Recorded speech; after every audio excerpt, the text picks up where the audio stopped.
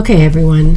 MidJourney has changed its terms and services to allow us to actually do public reviews of the Discord. This is the frequently asked questions, so you can see right here that it says, can I do public reviews of the beta, blah, blah, blah. It says, yes, please specify the date in your review and say the experience is still changing significantly. So today's date is July the 22nd, I believe. And guess what? The experience is still changing. Okay, so this is the reason why you have to have a Discord account. And I also found out today that, looking in here, that all paid members have been giving 10 additional 10 friend invites. I'm not sure if there's still, right here it says that there's an open invite. So I'll post the link here down for you guys so that you can do it yourself. If it's not working anymore, then just let me know. So apparently I've got more invites that I can give. And at the end of this video, I'll announce the 3 free invites to the people who commented on my last video. And when I do that, you'll have to PM me with your email address in order for me to give you the code to the invite. Okay, so if you don't give me an email within 24 hours of today, then I'll just pass them on to someone else. Okay, so once you're in your Discord, here is the MidJourney place right here. And all of these things are full of information. These are newcomer rooms. And once you're in here, what I advise you to do is to just click on a room and look at the images and the prompts people are using. But if you're confused about prompts and how to generate images using let's say an image URL, as well as prompts and maybe some weights, then I would suggest coming up here and going to, which one is it? It's not frequently asked questions. I think it's getting started. Yeah, so if you come in here, it's going to tell you everything that you need to know. So if you're waiting for someone to teach you, don't wait for anyone to teach you, because in here is pretty much all of the information that you're going to need. Announcements is a good one. Feedback, show and tell, prompt craft is good. But also if you want the rules and you come up here, you can click here where it says privacy policy. No, that's the wrong one. One sec.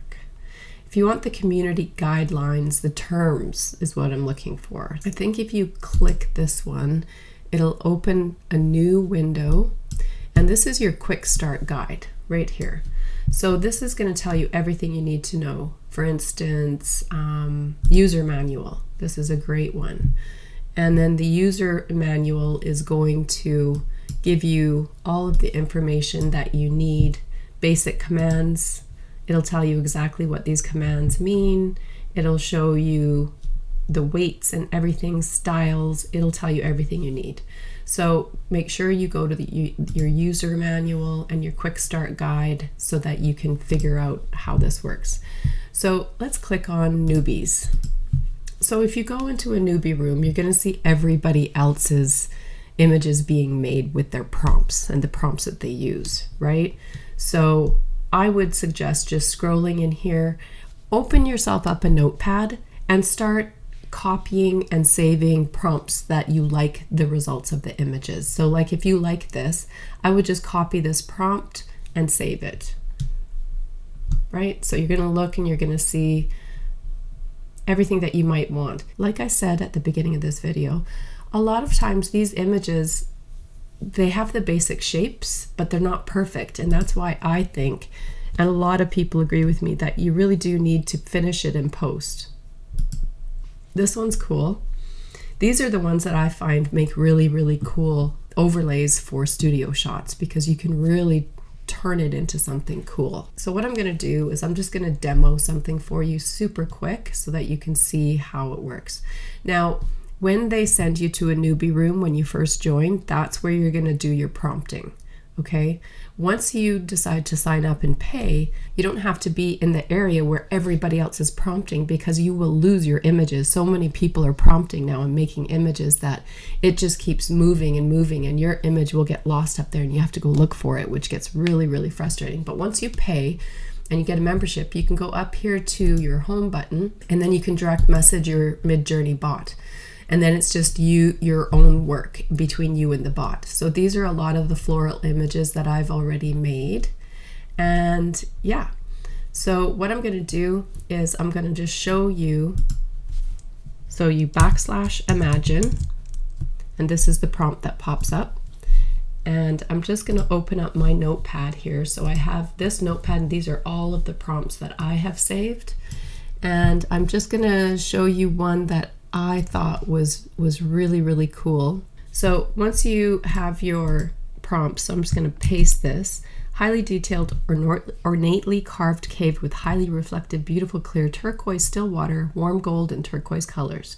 So I always like to give them the colors that I want to use. Luminescent, light, mist, highly detailed, mysterious, ethereal, aspect. Okay, and you hit enter, and now MidJourney bot is going to start creating this for you. Really learning about prompts and figuring out how to use an image so that the bot can use that as a reference image or idea for what it wants to do is really, really cool. But my advice is to use terms like highly detailed, ornate, because then it's going to really create really detailed images. If you want it to have bokeh, then you add in beautiful bokeh, different things like that, and it's going to really truly create that. You can say photorealism, 4K render, 8K render. It just depends on what you want. ArtStation is a really common one if you want it to look more like digital art. And you know, your lighting is important. So if you want cinematic lighting, if you want ethereal lighting. But here's the interesting thing. Every single time you do this, it's going to create a different version. Like I've used this prompt before and it didn't look like this. So now you look at this and you go, okay, this is super cool. Which one or which ones do I like the best? Well, I really like number 2 and I really like number 3. So there's a couple of options. You can upsize number 2. You can upsize number 3. Or if you really like, let's say I really like number 2, but I want to see what it can do with different versions, then click V2, which is version 2. And then it's going to make 4 more images based on that particular image. And it's just going to continuously do this. I don't sit on here and do a lot of this. I'm very specific in the images that I'm trying to create for my photography work. Everything that I do is based on backgrounds, textures, overlays, and a little bit of digital art, right? So now you can see that these are being upsized. And why are they being upsized? Because those little 4 images that it initially created are just like thumbnails and they're super tiny. There's not a lot of detail to them. When you upsize them, it creates all of the ornate, highly detailed stuff. And that's the stuff that you want. And then once you upsize it, you save that. And then when you want to manipulate it in Photoshop, that's when you upsize it to a gigapixel software through Gigapixel. And the reason for that is because it's still relatively small for working, you know, in Photoshop. So I tend to upsize pretty much everything. So you can see here, this is at 62%, 69%. And sometimes I get really excited once we get up to 50, 60% because I can see the detail is absolutely amazing. But what we're going to do now is just take a look at these versions and see if any of these are more interesting. And I don't know. I think number 3 might be. And here's the thing too. I like this part of this image better than this part of this image. I know this would be way more detailed. I also like this better, but I like this better. So what I tend to do is I go, okay, 1 and 3. So I'm going to upsize 1 and I'm going to upsize 3, and then I know I can merge those 2 layers in Photoshop and create something that's much more interesting, right? And that's pretty much it. But let's take a look at this one that's complete. Okay, so this looks cool. And then what you do is you open up your original and it opens up in a separate web browser, which is right here. And then all you do is right click it, save image as, and then save it to wherever you want to save it. Okay, but that's how you do that. So that's that one with this. And then this one was the one I believe that oh, this one's not finished rendering yet. It's still at 78%. And this one here is finished. So let's look at this one. And that's really cool. Like you can just imagine so much you could do with that, right? So that's pretty much how that works. I'm going to show you now I'm going to show you in here. So this is a floral set that I have coming to you guys, and these are just some of the originals that I made. And so these are so pretty. I was so happy to get them. I thought they were just beautiful. And then I combined them all into a floral. So this is what I made as a floral overlay, backdrop, whatever you want to use it for, out of these 3 images. So, I mean, there's going to be a lot of people that are just going to take these images and go, oh, look what I made. But really, don't stop there. Like, think more, be more. Like, this to me is far more impressive than either of those 3 standalone images. And so this is what my set is going to be comprised of. It's going to be comprised of me actually taking images made in MidJourney and creating an art piece out of it. And I'll show you how I've used this particular overlay backdrop. Okay, so this is the before, and then I added the backdrop and my usual edits. So, you know, it can be pretty cool when you take a look at that and you see what you're capable of doing with it. Let's find, here's another one. So this is straight out of MidJourney, but I'm not using my images straight out. I'm actually manipulating them. So I added my own person into this, and I thought it turned out very cool.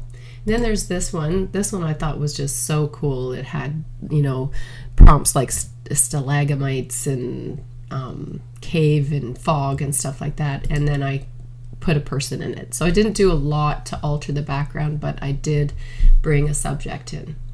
And then this one is more of a fine art, or sorry, old master styled painting, and I used a URL to prompt the bot, and then I just created, you know, a really pretty painting like image out of that one.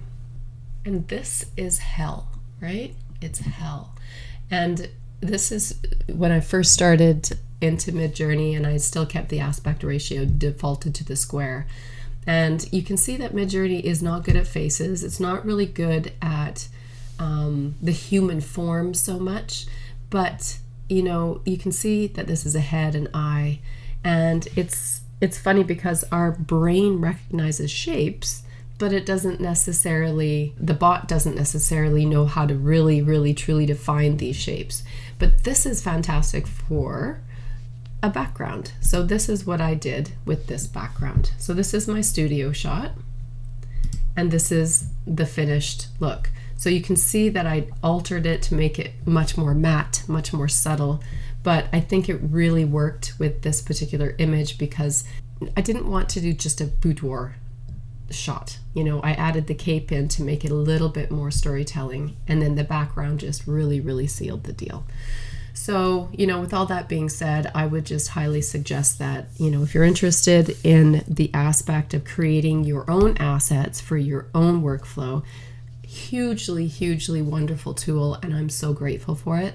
And, you know, I think the only thing people are concerned about is competition for WPPI or PPA or, you know, the PPOC, but, you know, they're going to have to make their own rules, and they're going to have to really kind of, you know, figure out how they want to address this, because like I said, yes, there's a certain skill set to inputting prompts properly, but it's pretty typically easy to learn. And once you do that, you know, I still think it's a tool. I don't think it's a standalone thing. However, you're going to see a lot of people who maybe are not very good at photography or not very creative using it more of a standalone thing. But I think once it becomes more mainstream, you're going to see a lot of people recognizing that in the industry anyway. I mean, let's face it, lay people aren't going to have a clue what the heck it is, or whether or not it was created by AI or if you did it yourself.